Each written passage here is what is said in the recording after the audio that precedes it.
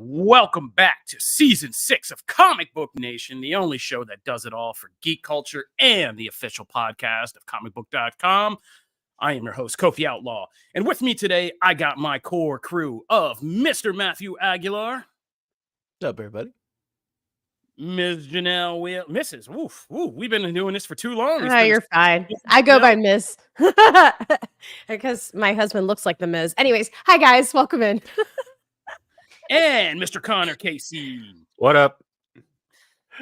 And we have it's kind of a typical Comic Book Nation show when we really think about it, because, we're not kidding. We do it all for geek culture. So this week, we're going to be dipping into anime, a little gaming, big movies, some comic book, movie stuff. We're also going to be talking about our own personal picks with Rant and Raves coming over from my old show. We're bringing it back again. And I believe the boys have some wrestling to talk. So we're going all around the circuit today. I'm happy about it. Program notes up front. Comic Book Nation isn't just one show anymore. We have a bunch of shows, and we have been cooking this week. We have just launched Anime Initiative, our anime-focused segment, which broke down the best anime to be watching on Netflix before and or after you are watching The Last Airbender, or if you just need something to clean your palate from it. Either way, Anime Initiative is here for you. Matt is pulling comics every Wednesday with the pull list, where we break down what's hot in the big publishers, as well as a bunch of indie comics these days that Matt's throwing at us. And that's a lot of fun. We have our Halo recaps. Halo Season 2 is popping off in a big way, and we are following it every week, Matthew and I, as part of Quick Save, our gaming focus segment, which also hits the biggest gaming news every week. Yesterday, they just were cooking on Final Fantasy VII Rebirth, Nintendo Direct, a whole bunch of other stuff. So be sure to check that out as well. Yeah, we are starting to go. It's almost every day this week. And if you're following the entire comic book podcast feeds, then yeah, it is every day of the week for you, because we have our podcast, Day Zero, that also hits in between our stuff, and a Pokemon podcast for all you Pokemon geeks out there. A wild Pokemon has appeared. So yeah, these comic book feeds are just covering it all. So be sure to get lost in some podcasts. All right, that's my spiel up front. Let's talk about what's going on, and let's talk about what the big topic of our show today, which is Avatar The Last Airbender. One of the most acclaimed animes, cartoons, however you want to define it, of all time. Had an infamous track record of adaptation, including that woefully regrettable Shyamalan movie that came out.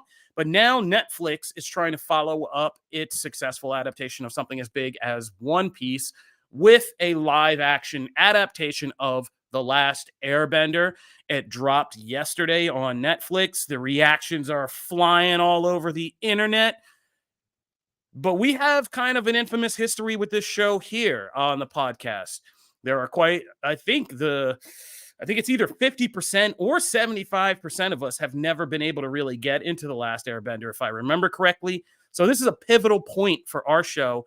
And, I typically do this anyway, but I made sure to extra do it this week to keep any kind of conversational distance from these people, to make sure I don't know anything about how everybody is taking this all down. I have no idea how everybody feels about this, and I am psyched to learn. So let's start with the person who hates cartoons the most.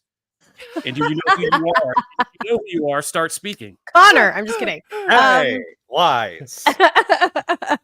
Hi guys. Yeah. Well, I love that you made the comparison between One Piece and Avatar, because I do feel like you can tell these are on like the same network in a way, but I'm calling it network, the same platform. But I actually genuinely like this even better than One Piece, and I was raving about One Piece. Yes. My only qualm, and this is just a me thing, I really, really, really would have loved to have this weekly and like been looking forward to it, because whenever they release things all out the gate, I do take it upon myself to watch the entire series, because we're going to talk about it on the podcast. So yesterday I watched the entire thing, and I got a little fatigued at the end. I don't think the payoff was as big for me, because I was just kind of burned out at that point. No Yeah, but I am so impressed with the CGI. I think the casting is brilliant. like I don't have any knowledge of this show prior to like the live action. So if this is all I ever see, it's brilliant and I love it. It's actually quite tragic. I'm thinking of kids watching this and I'm like, it's violent, it's tragic, it's heavy, but also, I think it's also geared for kids and adults. So I'm curious what like the parents in the chat think about it. Ooh, way to volley it back over here. Matt, why don't you take that one? So there's a giant motorcycle right outside the window. I gotta say, I think for me, because I'll just get this out of the way, I echo a lot of things Janelle said. I really enjoyed this. I am one of those people that Kofi mentioned. I was never really able to get into the original for whatever reason. It was kind of a lot of ways like One Piece for me. I was not able to get into that anime either before the Netflix live action adaptation. This one obviously comes in with a little bit of a lower bar, I think, because of the Shyamalan project. So I feel like I did come in going, I never watched that in its entirety because I was told not to. I was told not to sully the palate, so to speak, with that one. So I've been waiting for this. I really enjoyed this. A lot of this was, I know the basics of the universe. I know who the kind of main group is. I know, some of the kind of basic tenets. But the character stuff here really grabbed me. And I thought the effects and like the battle scenes overall, like I thought those were really cool. I haven't made it all the way through, so I did not make it like Janelle all the way through. I hit episode 4. And then I had to stop for other reasons, not because I wasn't enjoying it, but just because I had to stop. But I am intrigued. It's a little bit of a bummer to know that like maybe the finale doesn't quite nail it.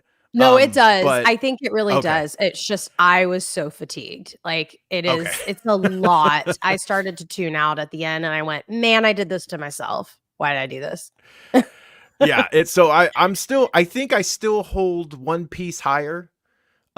Because One Piece just, I don't know, there's just something about that insane wackiness that I just so love about that it just captured. It's just so fun. And there's a whimsical nature to that yes, there is that in this, but it's different. So I think One Piece still kind of sits here for me, but I really enjoyed this. And I think for a lot of people like me who come in and aren't as familiar, this is a great introduction.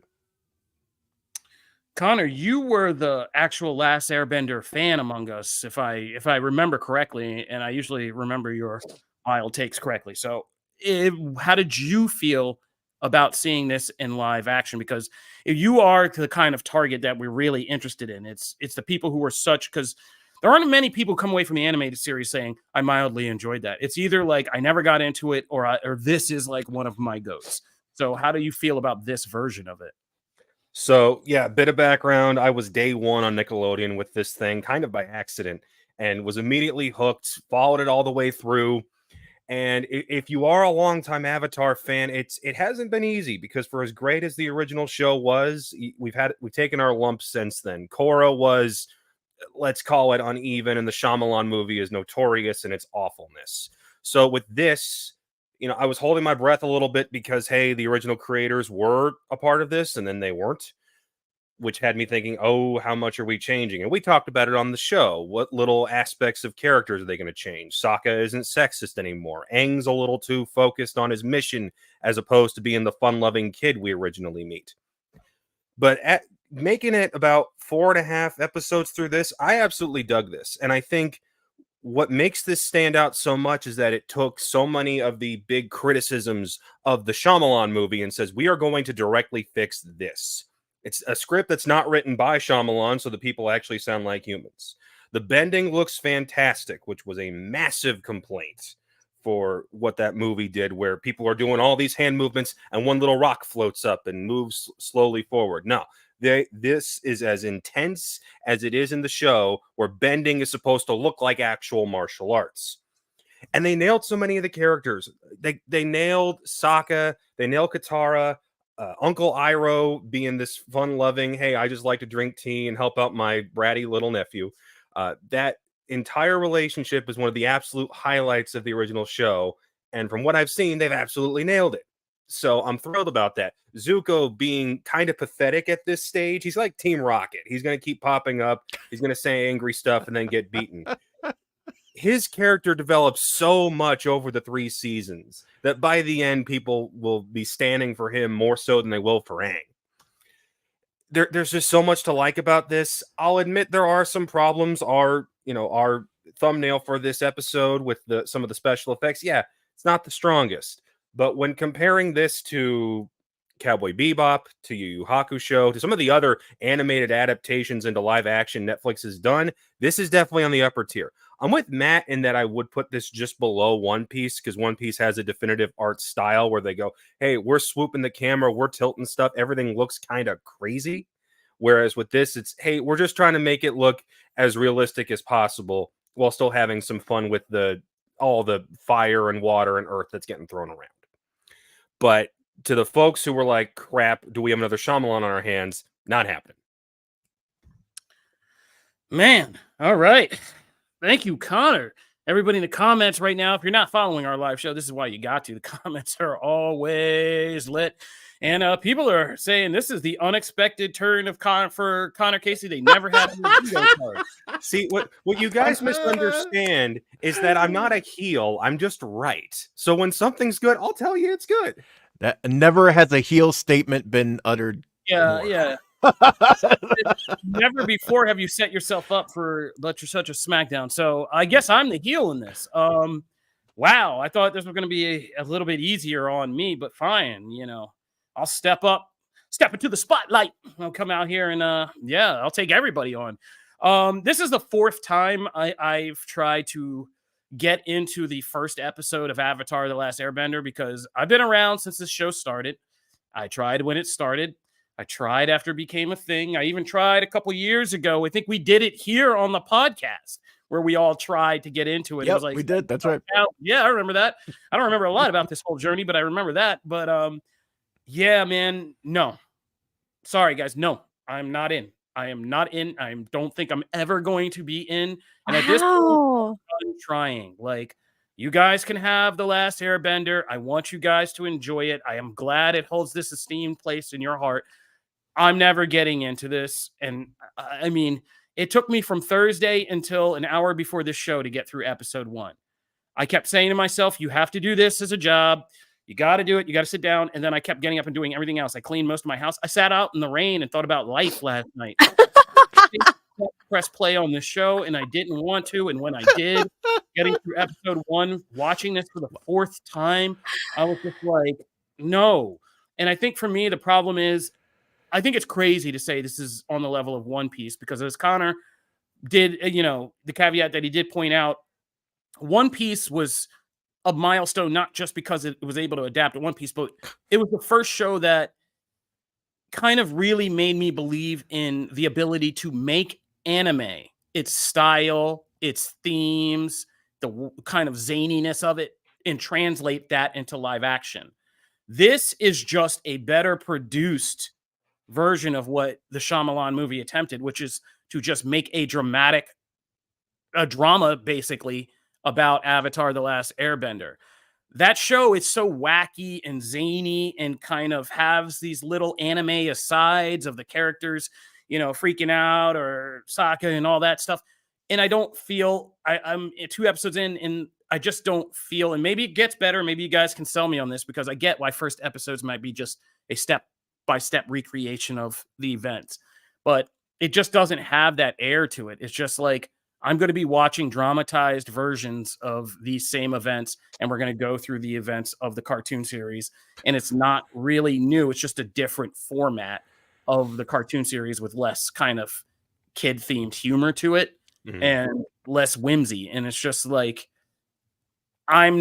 there's nothing about the story, the characters, that pulls me into caring about their drama. That was always the hard part for this for me.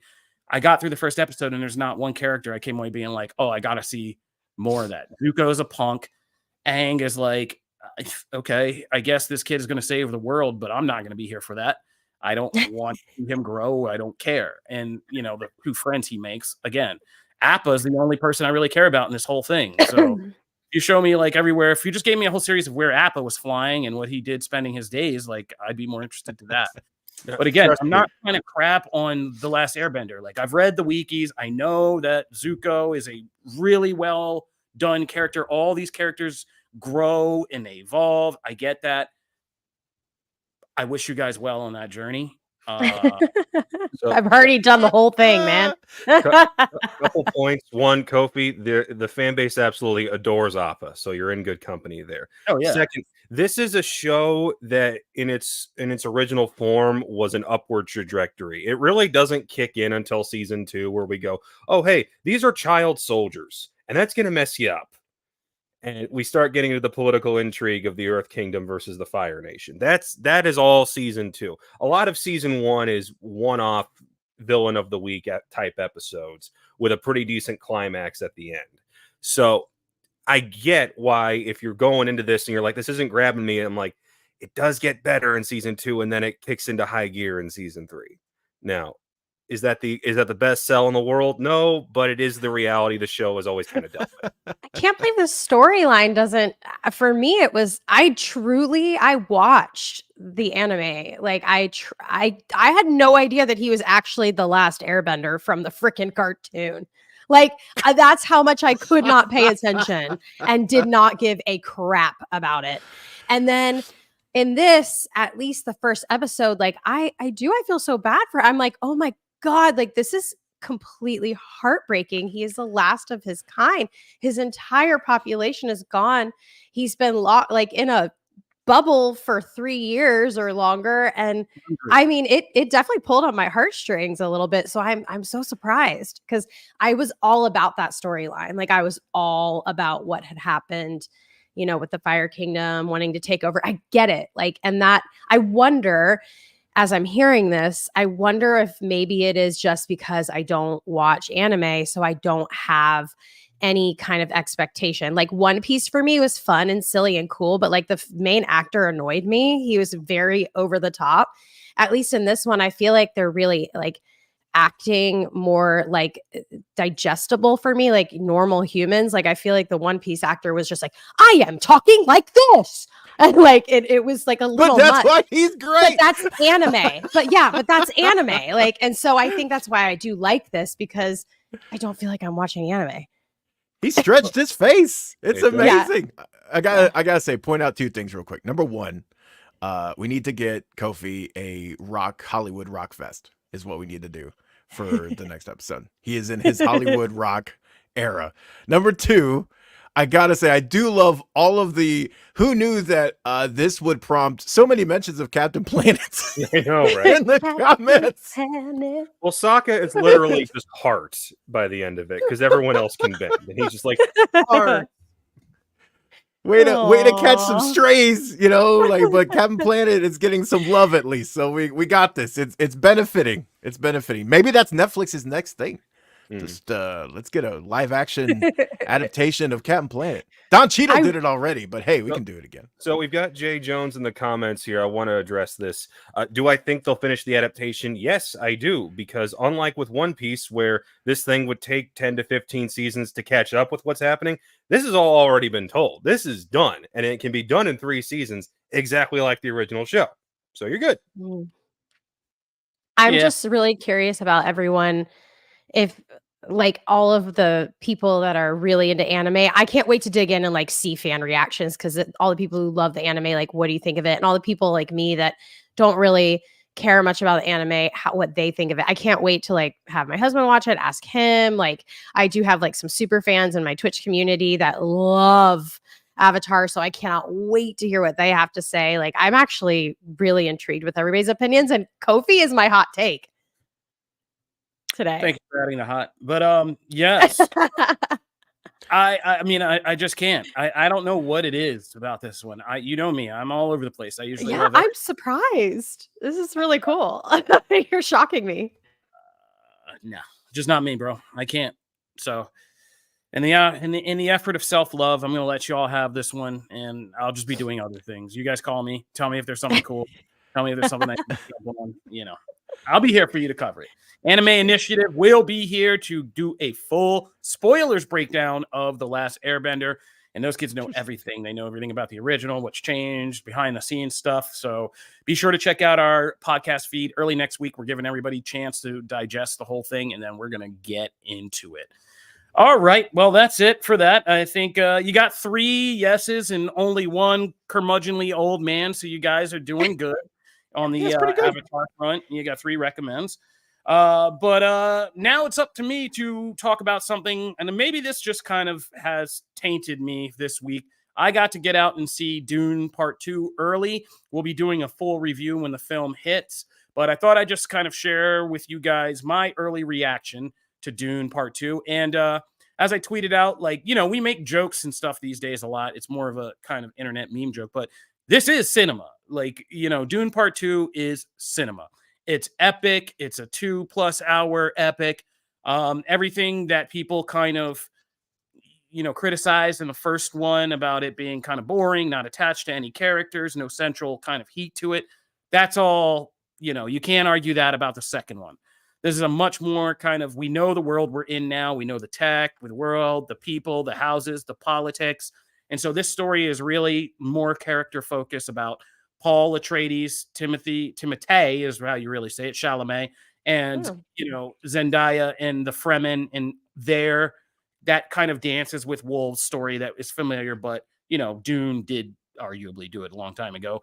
And it's all about the battle for Arrakis from this kind of guerrilla, indigenous tribes standpoint. I like that Denis Villeneuve is, if the first one won all those awards, this one is definitely going to get all the technical awards, the visuals, just the thing you're seeing in the trailer right now, like the Harkonnens, black and white day when their moon does this weird thing and everything's just kind of monochrome. That whole sequence, beautiful. So many just visually splendid, moments in this. See this in IMAX for sure. See this in IMAX. If you're going to make your IMAX purchase for this half of the year, let it be this. And if you know the story of Dune, this is something that feels like the end of a complete chapter, but with definite room to continue into the series and the subsequent stories of the series. And by the end of this, they wrap it up in a way that's thematically very powerful, and kind of moving in what the turns are. But like I said, this is cinema. This is why you go to the movies. 2.5 hours of being transported to a beautiful world with some beautiful people on screen and great acting, the new casting additions and the expanded roles like Javier Bardem, Zendaya, all the people we kind of met, even Rebecca Ferguson, get so much more to do in this movie and are really good. So yeah, man, if this is the thing you've been waiting for and you've been waiting for that big movie to come out, this is it. So I'm really into Dune. I think it's only benefited with time, but from the first film to make us really appreciate it and appreciate what's being done here outside of film Twitter and the nonsense, and kind of enjoy these. And I can't wait to one day invest a day watching these back to back in 4K, because it's gonna be epic. But this is nuts, and I'm happy to say this chapter specifically has that touch of the David Lynch weirdness to it. There is a whole subplot, in case you don't know, about, Rebecca Ferguson's character being pregnant and having her baby conversate with her through the movie. So there's a little Venom thing in here that is absolutely delightful. And, it just works because there are these elements of that weirdness that you can't escape from Dune. And I loved it. So go see Dune, and we'll have a full review and debate about it when it comes out. Oh man, there's a great comment. There's a great comment from All in the Game. Yeah, I know. I was going to get to that. Okay, yeah. 2 things I got to get to first. The popcorn bucket. I'm keeping that out of my house just for personal reasons. For the same reasons I only keep certain weapons in my house and not others. I won't be keeping that popcorn bucket in my house. Let's just leave it at that. Second of all, that's a hard question to rank, and maybe we'll do that as a debate. That sounds like a good episode. Maybe we'll save that. debate the top 5 Chris Nolan movies versus the top 5 Denis Villeneuve movies. That's a good one. Maybe we should do that. We'll do that for Cinema Nation one time. We'll come on Cinema Nation. But I'm not doing it now.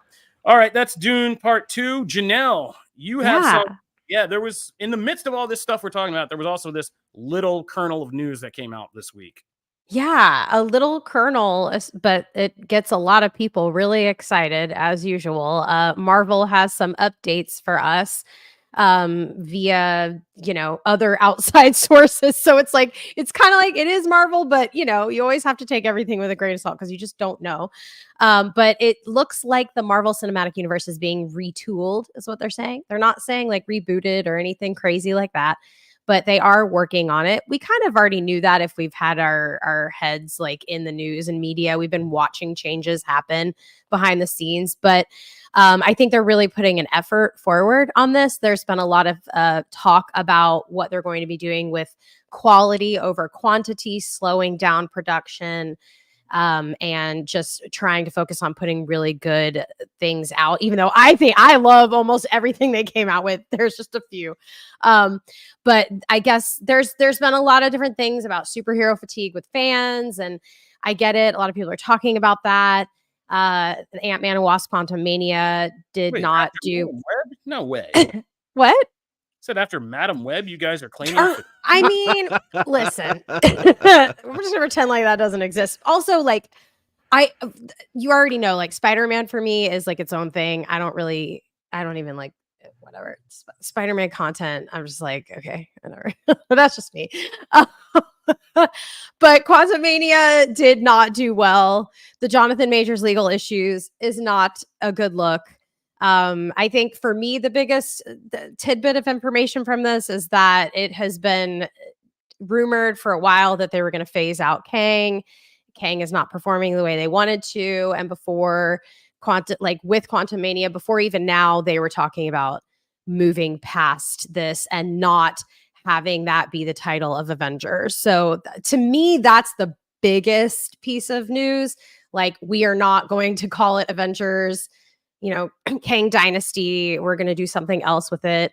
Obviously, they're doing a good job with their announcements of Fantastic Four castings.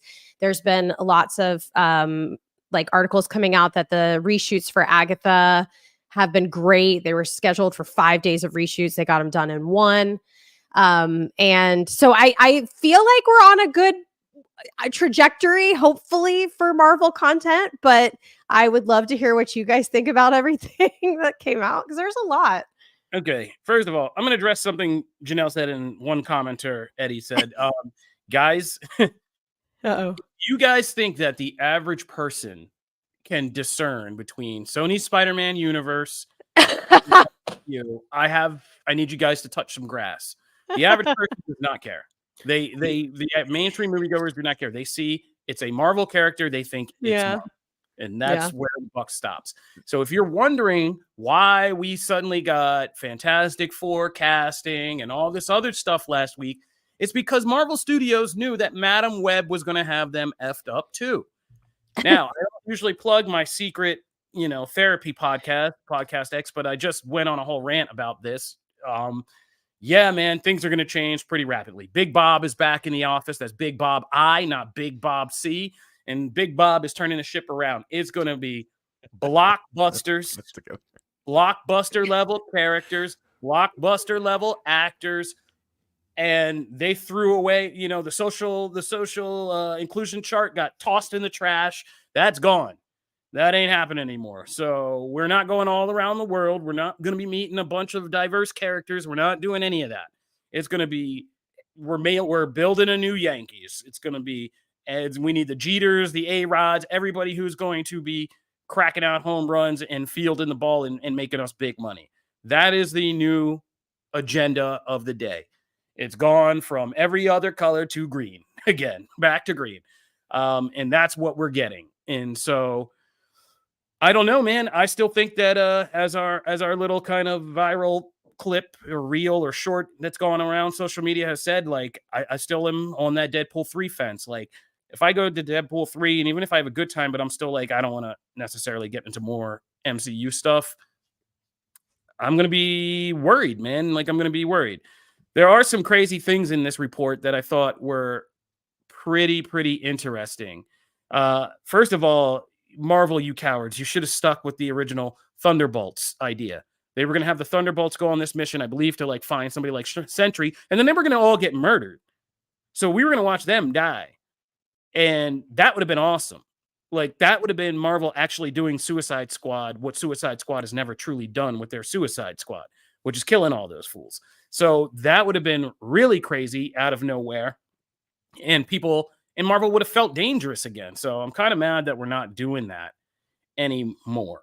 Yeah, the Avengers thing, we always knew that was going to get changed because, I mean, even if the Jonathan Major stuff didn't happen, it's just like this multiverse saga stuff, the cameos, all of it feels like the warranty on that has already worn out. Like, we were building up to something that was going to be like Cameo City, but like now people are just like, ugh, tired of cameos. Like, can we just stop doing this? So I don't think that's going to really save things. You know what I mean? So I think we do need this massive kind of change in direction. But I'm kind of curious to see what comes down the pipeline after this. Because right now we're just trying to get through the stuff that's already there. So I'm very curious to see what happens after this. Just like I'm very curious to see if Sony decides to re-up on another round of making these Spider-Man spin-off blockbusters, or if some deal gets struck that's just like, yo, stop doing this. Like, Disney finally is just like, here's the money. Stop doing this. Like, stop messing this up for us. Because, like I said, if you don't think so, yeah, Madam Web affects Marvel movies.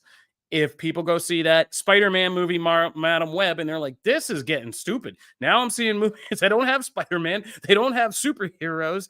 And why am I being led into any of this? Like, yeah, they're going to associate that with every Marvel movie that comes out. So, yeah, man, I still think we're in the midst of a mess. This is a good PR line that we're going to be turning it around.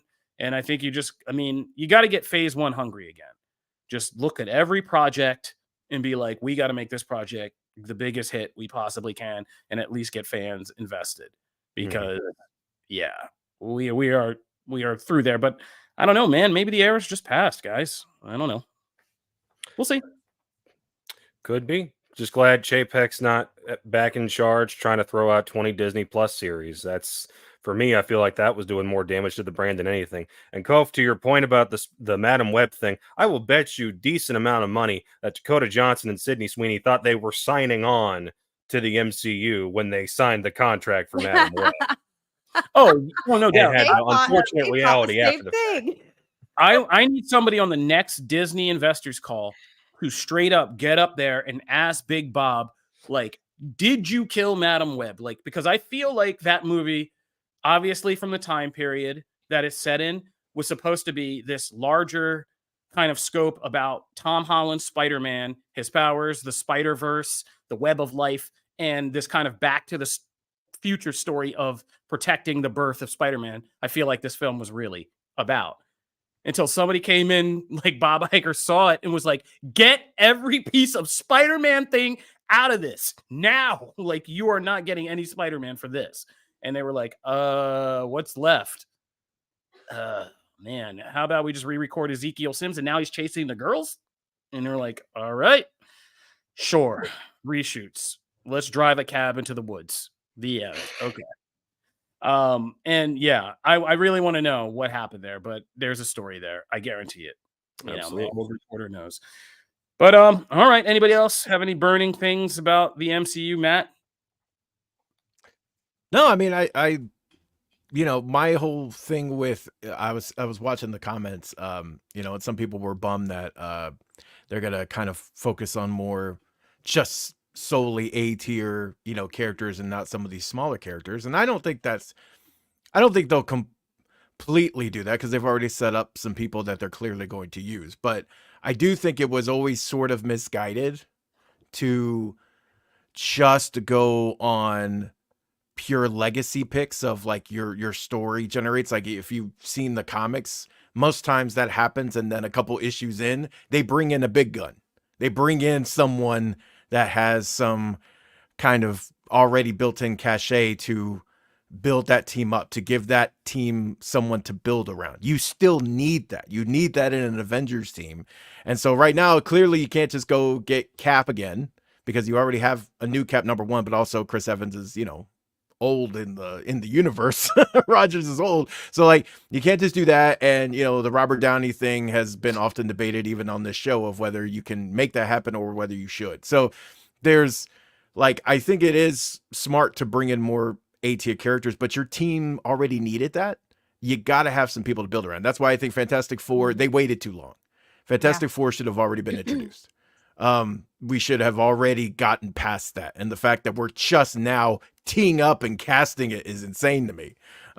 So, that can be your linchpin, and that can be your foundation for everything else to build around. And I think that's smart. That's the way to improve this moving forward.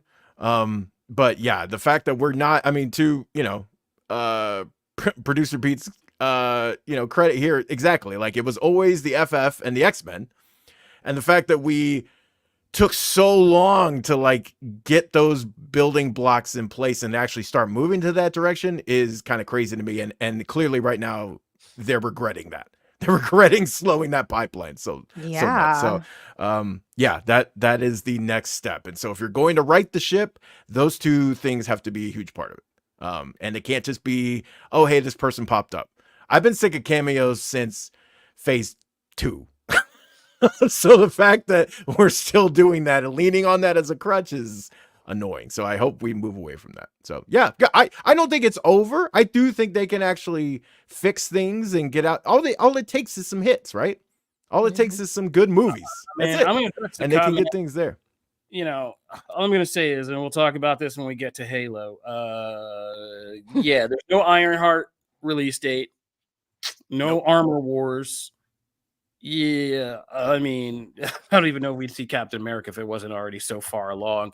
But after Secret Invasion and stuff like that, Mr. Bo, you know who I'm talking to. You better be ready for those changes. You're not gonna see no Ironheart or Armor Wars coming anytime soon. You guys are crazy. So and there doesn't need to be Armor Wars. Like, that's so like that. No, like if you're not already producing that or filming, you just jettison out that like out of the ship. That is not what we need to be focusing on. It's weirdly the one piece of this. If we were telling the real focus storyline in season 4 and not the Chapek mess, the real storyline would have been an Avengers Legacy who steps up next arc to this whole thing. Because that's what they basically did without doing it. And so that would have been focused, and Armor Wars is key to that. There's this whole unanswered piece of the MCU since Far From Home, about like, what does the absence of Tony Stark mean? What does the technological race become without him at the forefront? What happens to his entire mission of Stark technology, which is what the original Armor Wars, one of my favorite 80s comic storylines, is about. Right. It's Tony Stark being like, oh, this has gotten rapidly out of control, and now I'm going to go, unilaterally go around and just F up everybody who's wearing armor that is based on me, and I'm just going to leave them disabled, laying on the ground in some limp suit of armor. Like, that's what that whole thing is about, and that makes perfect sense for what happened after Endgame. But now it makes no sense because because they waited too long. And same way with Young Avengers, as mentioned. Yes, another one. Like, they started and then they stopped, and so now it's just, especially without the Kang stuff, if like now it just feels tacked on. Like, really, you can salvage that and do Champions, but like, still there were several story beats that would have set you up for years, and for some reason you just got derailed into all this other stuff, and now it's too late. It really feels too late. Like, it feels like if you do it now, people will be like, oh, that's great, but what's like the next thing? Why do we care about moving forward? You got to just ditch it and set up what you can. Look, I solved this a long time ago. I feel like as soon as they handed down the Jonathan Majors verdict, and I wrote that article about what to do and to bring in the Council of Reeds. You need to just bring in the Council of Reeds, have them erase everything Kane was doing, everything He Who Remains was doing, the messed up multiverse, have them set a new multiverse and just like, boom, and then just start over and just be like, Loki. Loki's gone, guys. It's over. And he's in a tree now. It's fine. Yeah, he's sitting on his chair. Well, he said the multiverse and just have it start a whole new reality that's different with like people like Loki and his tree being the only people who really know what happened. And then 10 years Right. down, finally fix this mess. Like Yeah. 10 Look years who's got from his now, happy come little back, tree. like, okay, we should Happy probably fix tree. reality. We artificially reset. Give yourself some time. Stop trying to do Secret Wars. It's already blown. Just have a shocking turn. Somebody comes in, eliminates all this crap that's there now, and just resets us in a new universe. And we get to rediscover the MCU all over. And this time there's mutants and Fantastic Foursies and all that other stuff. So, yeah, because yeah, there's nothing on the horizon that's exciting. There's not. I mean, besides Deadpool 3 that's really exciting. I know that we're like, we obviously we're comicbook.com. Like, we have a bunch of experts. You guys know these comics through and through. You're so excited about Fantastic Four. Like, yes, but like, well, okay, whatever. These are like X-Men, Fantastic, but for the casual viewer, I do feel like it was such a missed opportunity to not take the remaining Avengers that were kind of in the lead roles and to like focus on them harder. Like, I know I sound biased because it's Doctor Strange, but like, I really feel like they dropped the ball with Doctor Strange. Like, he could have been one of those characters we cling to. We could have like developed more and really like fallen for him and then become really attached to him the way that we became attached to Captain America, Iron Man. Like, I feel like they just let go of these classic characters that they brought in towards the end of, Iron Man's run, and just like they were like, oh, everybody kind of knows who Doctor Strange is. Let's throw this American Chavez girl in here. Let's throw Wanda as a villain, and she can like be kind of the most important part of this film. And I just feel like it was such a missed opportunity to focus on these characters that we already know for casual viewers to become attached. Like, the whole reason why we all love Iron Man and Captain America so much is because we became attached. We had so many opportunities to fall for these characters and their storylines, and we didn't get any of that. We got one movie from Strange that made me go, oh my God, I love Doctor Strange. Let me read every Doctor Strange book. And then the second one that came out was so disappointing. Like, his little cameo in Avengers is not enough, like, to get to know him. I don't know if we'll ever see Shang-Chi again. Oh my God, Shang-Chi. Yes, that's a great point.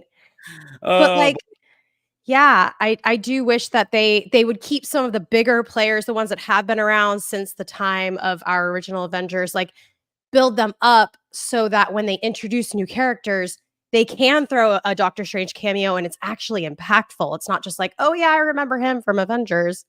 Like, oh yeah, he had one cameo. Like, I don't know. Just a thought, but that's kind of like from a casual viewer side. I don't think anyone really has felt like fallen for these characters in the same way. No one like loves any of them. No. All right. So we're being, beacons of positivity over here. To figure out the MCU, and thank God we are the show that does it all for geek culture, so we can talk about a lot of stuff. We're going to take a quick commercial break, but when we get back, we are going to dip into some big gaming stuff, some big TV stuff. Plus, we get to know you guys a little bit better by finishing out with our own rants and raves segment. Stay tuned for all of that.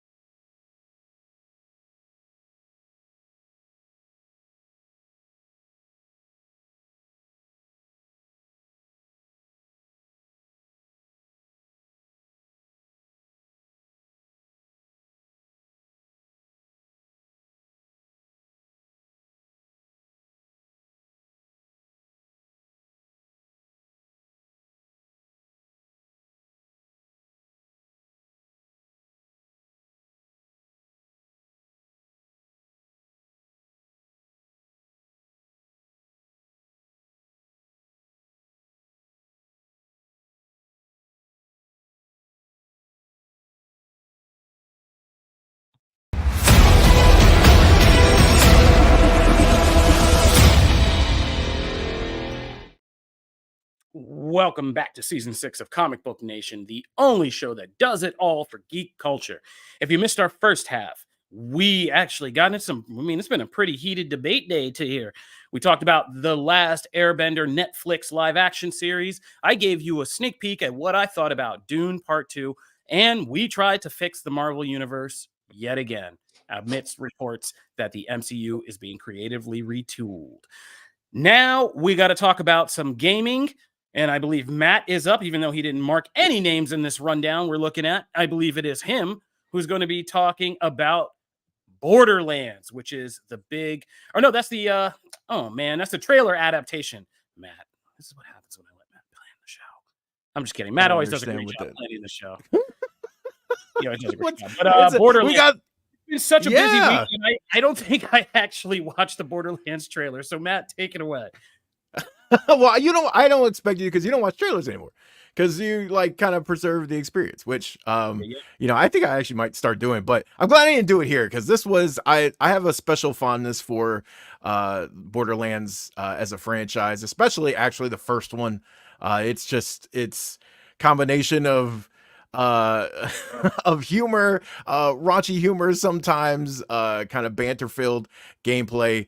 And they really did an amazing job of like, if you talk about things we've talked about in the past of, oh, hey, they wanted it to look like a video game come to life. They wanted it to really look like the game you played, but it did a fantastic job here. I mean, if the movie ends up being as good and funny as it just looks, it's going to be extremely fun. They did a great job. I mean, God, Cate Blanchett just like looks like she stepped out of a video game. Claptrap looks amazing. I'm here for Tiny Tina all day. Ariana Greenblatt is gonna probably come away as another MVP performance here, and Tiny Tina is such a delightful character in the franchise that I'm at this point I'm just waiting for her to get her own movie down the line, right? Because Tiny Tina is actually one of my favorite. That her spin-off game is actually one of my favorite games in the franchise. But I thought this looked fun. Like not every joke lands for me. But that's also kind of Borderlands. So I'm used to that. Not every joke landed for me there, but I still thought it was fun. I like the camaraderie between the cast. I want to see more of that. The trailer obviously has a lot to pack in and it gives us a lot of looks at the action stuff, which looks great, but I want to see just more of, I could really just watch a whole trailer of them being in a bus or a van together and just interacting. I think that's what's going to be the magic of this movie if they get it right. So this got me hyped. I didn't know what to expect when this trailer debuted and if they would get the tone right. Tone wise, it seems like they've nailed it. So we'll see if the movie ends up kind of living up to that. Any other Borderlands fans here? Me. I played the game. Janelle, yay! Oh, yeah. Dude, I am so pumped about this. This looks wicked. Like it just looks so fun. This is exactly what I need. Like I'm all about this. I can't believe the cast they got together for this because that's what got me noticing it. Was the cast started posting on social media, and so in my feeds I saw like Kevin Hart was posting Jack Black, and I was like, okay, Then it's like Jamie Lee Curtis, Cate Blanchett. I'm like, wait, what? And it's like Ariana Greenblatt and like a bunch of other. Then Edgar Ramirez. I'm like, this is a legit stacked cast for this. And then I kind of looked into it and it's like Eli Roth is at the head of this. He's just earned a lot of cred from doing Thanksgiving and proving that he can step back in and actually craft some pretty good genre stuff that's not too over the top, because that used to be his problem, in my opinion, with the Hostile stuff and whatnot. But this looks better than it has any business being. This movie and Far Cry coming out, or not Far Cry, but Fallout, the series, the Fallout series coming out this year. Like these old dystopian games we all got nuts on in like the 2010s, it seems like they're going to do pretty well as adaptations. And honestly, Matt, you and me, after Twisted Metal, I'm ready to believe. Yeah, man, that was fun too. It was we've had a string of really good stuff, and of course people noticed, some of the other characters that aren't like exactly highlighted, but like seeing Moxie in here got a lot of people jazzed, and so there's just going to be, it looks like they started right. You have to get the Vault Hunters casting wise right as far as like they need to be entertaining together. Like they just need to be entertaining. You got a cast to do that. We'll see if it lands, but I'm excited. I'm hyped for it. No, it's gonna be fun. I mean, that's the thing. Like this and Fallout and things, they don't look like they take themselves so seriously. They look fun. Twisted Metal was fun. Like there's an episode of that where it's just two people bonding in a ball pit of a arcade, right? While they're all messed up, and it's hilarious. And so, as long as these things know how to have fun, because these games were so crazy and zany and wild and fun, and there was always those WTF moments that became like what we now call GIFs and memes and all that stuff. Like all that stuff is still around. So it looks like a lot of fun. And I think that's the 3-letter word I want to apply to this. So you know what I'm going to do after this? When I'm all alone, I'm going to find somewhere private and I'm going to watch this trailer and I'm going to watch it. Boy. It's going to be fun. All right. So moving right along from the Borderlands trailer, which you can check out on comicbook.com gaming, we are going to talk about real briefly the latest episode of Halo Season 2. This was Halo Season 2. This was the end of the press screeners, the beginning of a big event known as the Fall of Reach or the Battle of Reach, which is one of the most pivotal things in Halo. Me and Matt got to talk about it. We have an entire episode, one of our best recap episodes yet of Halo Season 2, Episode 4. And we got to talk with one of the cast members. I'm not going to say even who, but the cast member you want to talk to after this episode. Matt did a fantastic interview. And so go check that out on the Comic Book Nation feeds and Quick Save. But while we're here, we never, me and Matt do the recap, so we know how each other feel. How do you guys feel about what you saw in this episode of Halo? Did it turn you guys around either way? Cement this show? Put you off the show? Connor, Janelle, how you guys feeling? You can take it, Connor. So it turns out when you make a Halo show look like Halo, it's actually kind of fun. And, Cope, you had told me about how I should stick around with this after the first 2 episodes, because I was kind of lukewarm. Even though it was better than season 1, I was like, yeah, this isn't doing it again. And then you're like, nope, stick around to the end of episode 4 because they're finally hitting something that Halo fans all immediately recognize. And I was like, is it the Flood? You're like, no, it's Reach. And I went, oh, okay, let's get to it. And for a big chunk, for the starting point of this episode, I'm like, okay, full-on planetary invasion. This is a notorious defeat for humankind within this universe. When are we going to get started? The moment Master Chief picks up a gun, this show got infinitely better. And I hope it continues with that. I did still feel kind of the twinge of, man, we really just can't put him in the suit, can we? Because he's like, hey, let's go get armored up. Where's our armor? They took it off planet. How wonderfully convenient that we get to see more of everybody's faces. But oh yeah, I believed it because I think a lot of this is they built up the actual logic of everything that you actually buy that. Like, I think it would have been weirder if Ackerson had bugged out and done his secret plan and left the armor. Yeah. Because his whole thing was we're getting all yeah, I know. we're getting all core assets out of here. Like, we're out of here. And so, yeah, I mean, he obviously left him. But I mean, we all know why. But I also think, and I said this in our recap episode, I think it was a smart decision.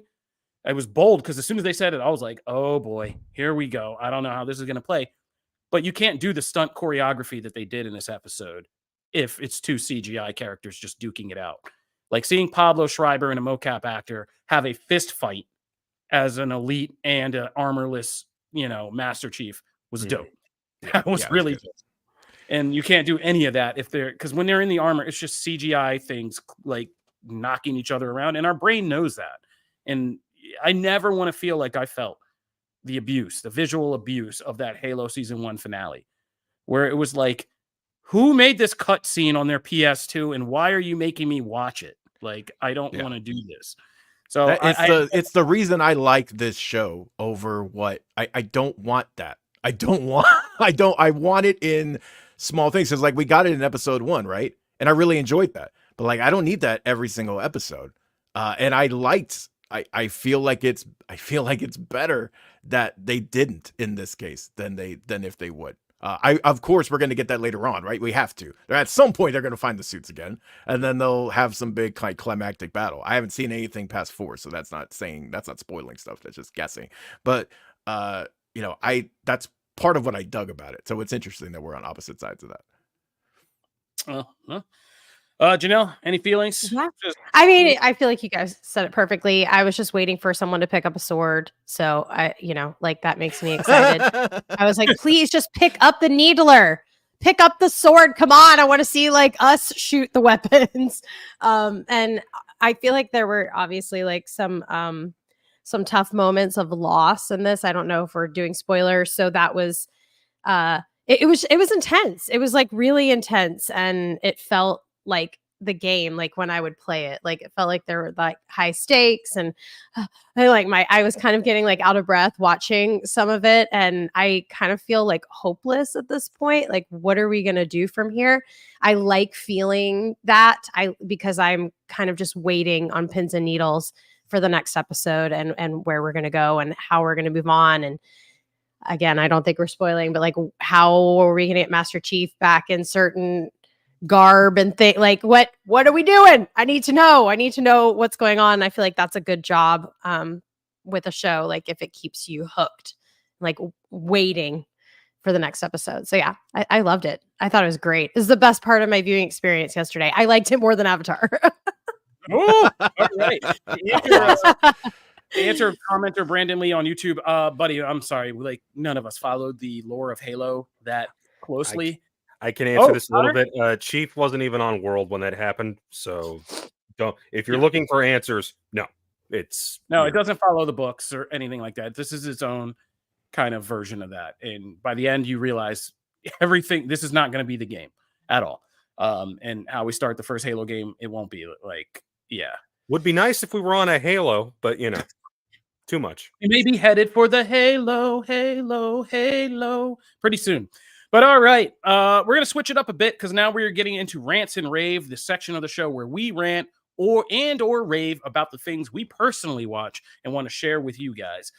Matt, we're going to let you go first because I know you've got to get out of here because you have big, important interview stuff to do. So I thought I'd let you cook first and get your rant and rave in so we can then just drop you like a bad habit while you go do more awesome stuff. Fair enough. Gonna start with mentioning, as Kofi mentioned before, our quick save episode that we filmed yesterday was a delightful time. But I actually give my full impressions, spoiler free, very light spoilers if there's any, on Final Fantasy VII Rebirth. That's what I've been playing and diving into for the last little while, and I have nothing but it's so good. It's so good. You can check out Evan's full review right now at Comicbook.com. But if you want to know more about it, we get into a big discussion about it on Quick Save, and you can check that out on our podcast feeds, and you can check it out on the Comic Book Nation YouTube channel. So this tomorrow, actually, at 5 a.m., I will be waking up to cover Elimination Chamber. Because WWE is in Australia this week, and so obviously time zones. So we will be covering the pay-per-view bright and early over here. I'm hoping for some great moments to keep me awake. Is what I'm hoping. I'll have a lot of coffee, and but I'm looking forward to it because there's 2 stacked Elimination Chamber matches, each one looking for that title shot at WrestleMania, and it's, other than that, me and Connor were actually talking about a little bit about this before the show started. It was like kind of around those 2 matches is kind of meh for me. Because there's just not a lot there. Rhea Ripley, Nia Jax, like, does anyone see Rhea not winning that? The tag titles, they could pull a shocker and win, but it's probably going to be a retain. So there's not a lot around those, but those 2 Elimination Chamber matches are stacked with talent. They should be great. I'm excited for that. The betting odds, you can check out all the betting odds and everything on Comicbook.com, but those are right now. Drew McIntyre is the heavy favorite for the men's, and Becky Lynch is the heavy favorite for the women's. I will be interested to see if they go any kind of different route. Real quick, I'll get into some other things for me, but Connor, any quick thoughts on Chamber?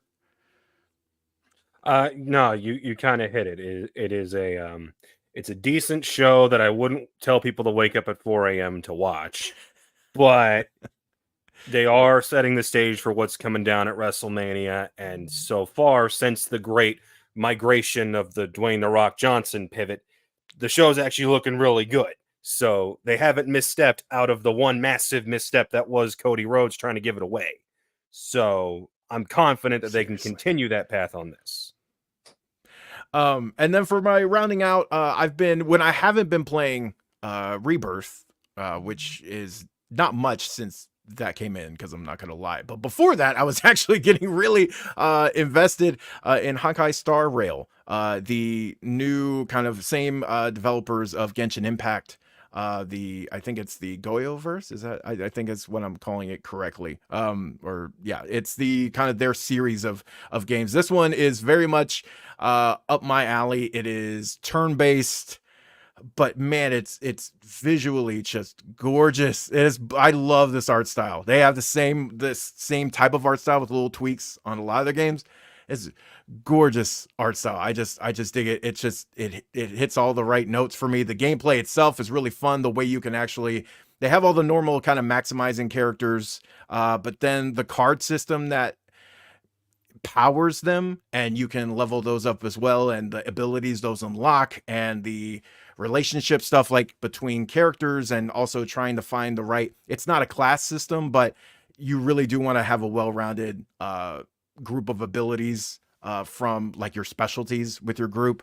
That's really fun. It's just hitting, man, it hits all the right notes. It's quirky, it's weird, and it's actually a perfect contrast to Rebirth, which is also quirky and weird, but in a very different way. I have been enjoying that. What's awesome about it is, of course, it's actually free to play, so you can give it a try. I have put sizable amount of hours into it already, and I have not had to pay a dime. So, so I'm actually enjoying that as well. And then last but not least, I want to give a shout out to Frasier season 2. We're getting it, yay! Frasier. We did a whole review on Frasier on this very show. And I'm going to tell you what the data says about your review of on Frasier on this show, but yeah. damn right. Going into so so I am very excited. Number one, Kofi, geez, for the mothership. All right, we have to get it together. Okay, we gotta support the brand. Number two, I really enjoyed that and feel like that show came into its own. It started out, the pilot was like, not, I won't call it terrible, but not good. I thought it was not a good lead off. And then once we got into like episode 3 and 4 and 5, it really hit its stride, and then it was over. So I was like, oh, I hope they get a season 2, because I feel like they've found the formula, and they actually need to just roll with that. So I'm glad it's getting a season 2, and I'm happy we're getting those characters back. So yay me. That's my round out there. That's my rants and raves. Until next time. So do you want me to bounce now, or do you want me to just stick around for a couple minutes and then bounce? What you want me to do, thing, you can get out of here. You can leave. How dare you? You need to How leave. Dare you? You is not throw yourself out. Toss salad and scrambled eggs. I was going to make one joke to that question. I was just going to say it's coming again. No. Yeah, it is. Yeah. Anyway, get out of here. Yeah. Oh man, Janelle, ladies first, please. What are your rants and raves this week? Rants and raves. Well, True Detective has wrapped this latest season, and it was actually the first season I watched, because I don't really like crime, drama, thriller things unless it's like Lucifer. Like, you give me some weird aspect of like fantasy or something in it, and my husband was like, "Hey, there's like witchcraft or something in this. You might want to watch it." I was like, okay. So that's how he got me. That's how he got me to watch it. I binged the whole thing. I thought it was great. I know there's been mixed reviews on the finale, but I feel like they did a great job of wrapping up the story scientifically from like a, this is what actually happened perspective, but also intertwining some of those cultural, beliefs in there. I feel like it was a beautiful job, and I really enjoyed that finale. So I would definitely recommend it if you haven't ever watched it. It gets rave reviews, and like, if you're like me and you're like, I'm not really into this, it's something cool to try. And I was very much rewarded for watching it. Love is Blind is officially out. Another season. It is just another train wreck. We have people talking about the way they look. This has been a huge article. I've seen it out there in the reality TV land, as one of the girls said she looked like Megan Fox. And then when the big reveal came, She didn't really look like Megan Fox because Megan Fox is unattainable. So like that's really high expectations to tell someone on the other side of a blank wall that you look like Megan Fox. That's setting yourself up a little bit. So that's been really interesting. There's been some drama, and I'm actually really enjoying this season. Last season I didn't really like, but this season's been pretty good.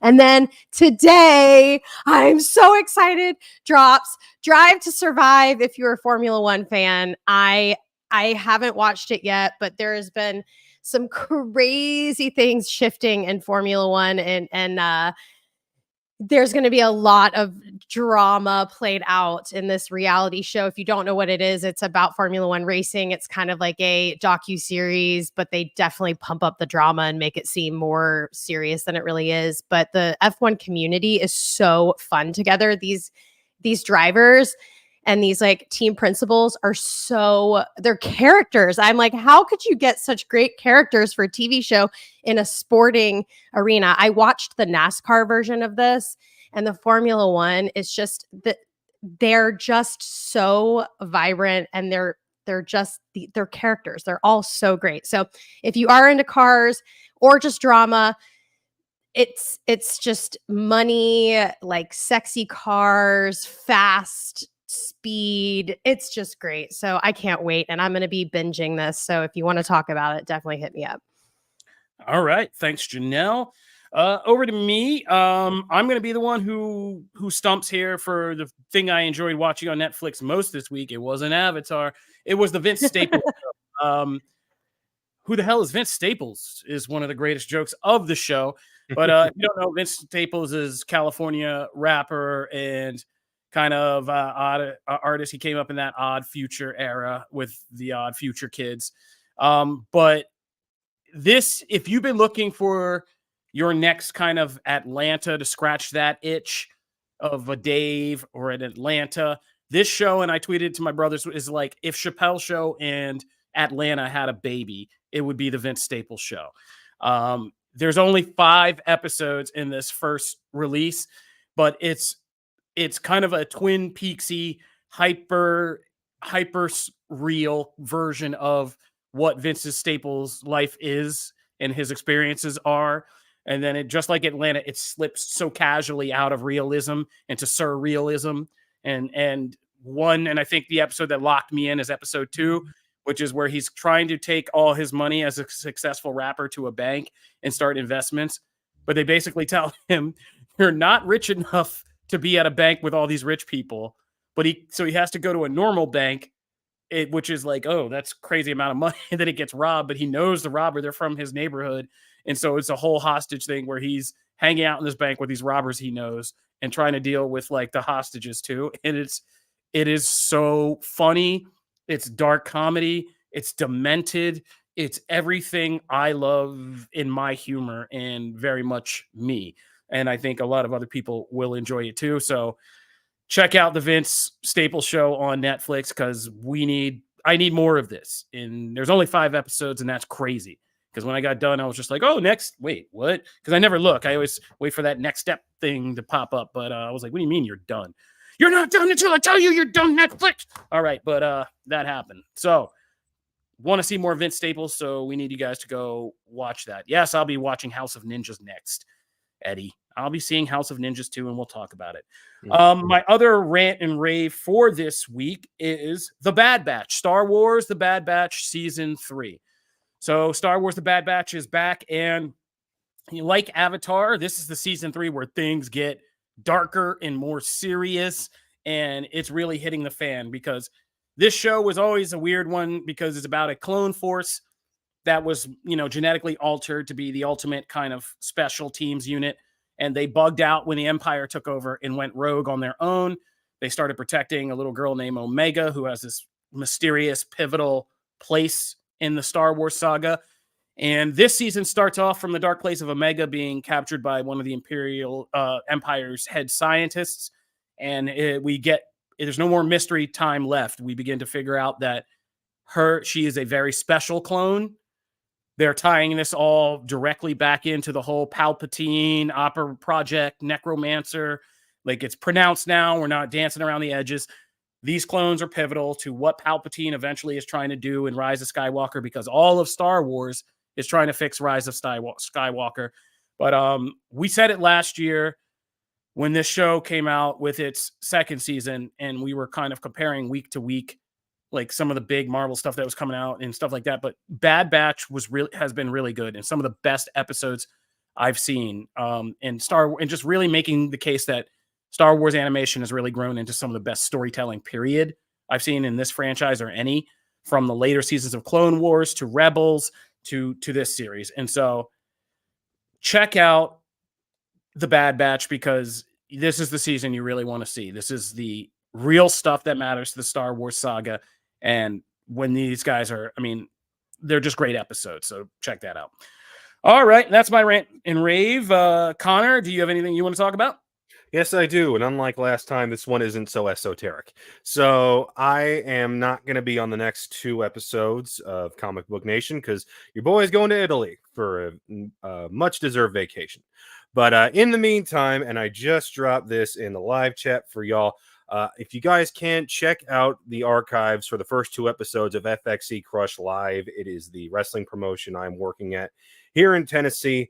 Janelle was at the latest episode this past Sunday, and you got to see myself open the show, manage 2 of my wrestlers in the Syndicate, and then you got to see the in-ring debut of Brandon Davis as he took on Leroy Jones, and it was a lot of fun all around. So if you get the chance, check that out, and check out the website, crushlive.vhx.tv. You'll have all our archives of all of our shows from here on going forward.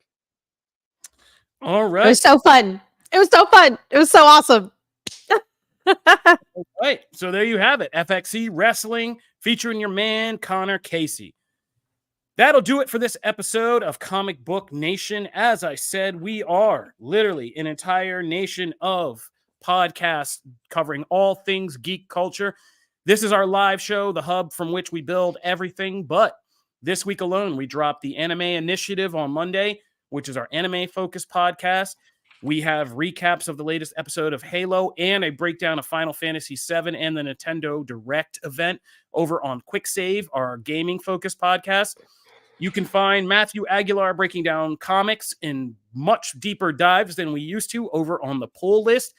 And if you're a Marvel fan and want to get deeper into Madam Web or any of this Marvel news, head over to the other feed, Phase Zero, which is our Marvel-focused podcast. And if you're a Pokemon fan, there's a massive Pokemon event coming up next week. So check out the other feed of Wild Pokemon Has Appeared, which is the comic book Pokemon podcast.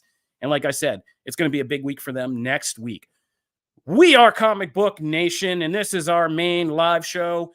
It's great to see you guys every week again as we go out in this growing universe of ours, but I still get to hold it down with my wonderful co-hosts, Janelle Wheeler and Connor Casey. We gave you guys some good reviews. We gave you our rants and raves. Now it's up to you to share with us what you think and take our suggestions. If you want to talk to me, you can find me at Kofi Outlaw. You can find me at, I'm so used to Matt. I'm sorry. You can find me at Janelle Wheeler. And you can find me on YouTube at Connor J. Casey. All right, guys, have a good weekend. This is Comic Book Nation, and we will see you guys next time. Peace. Later.